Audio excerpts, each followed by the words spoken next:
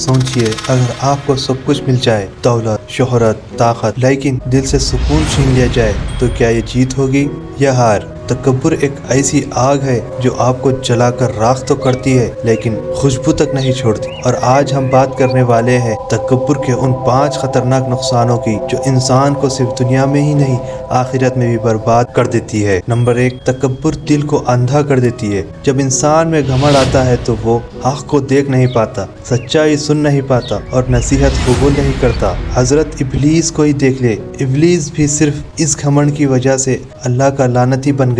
उसने कहा, मैं आदम से बेहतर हूँ, और बस उस एक जुमले ने उसकी पूरी इबादत ज़ाय कर दी। नंबर 2, घमंड रिश्तों को तोड़ देता है। तकब्बुर इंसान के लहजे में जहर भर देता है। जो लोग कभी आपके सुख से करीब होते हैं, वो आपके ताल्लुक तोड़ देते हैं। घमंडी लोग तन्हा ही मरते हैं, क्योंकि उनके पास ना मोहब्बत होती है, ना दुआ, ना दोस्ती। नंबर 3, तकब्बुर दुआओं को रोक देती है। अल्लाह अज़्ज़वजल कुरान पाक में फरमाता है, अल्लाह तकब्बुर करने वालों को पसंद नहीं करता। जब इंसान समझता है कि उसे किसी की ज़रूरत नहीं, तो समझ लो अल्लाह भी उससे छोड़ देता है। नंबर 4, घमंड इल्म को जहरीला बना देता है। इल्म के साथ अगर तकब्बुर आ जाए तो वो इल्म नहीं रहता, फसाद बन जाता है। ऐसे लोग दूसरों को नीचा दिखाकर अपनी अजमत का तमाशा करते हैं, लेकिन याद रखो, अल्लाह के नज़दीक सबसे इज्जत वाला वही है जो सबसे ज्यादा मुतवाज़ी है। नंबर 5, तकब्बुर आखिरत को तबाह कर देता है। रसूलुल्लाह सल्लल्लाहु तआला अलैहि वसल्लम ने फरमाया, जिसके दिल में राई के दाने के बराबर भी घमंड होगा,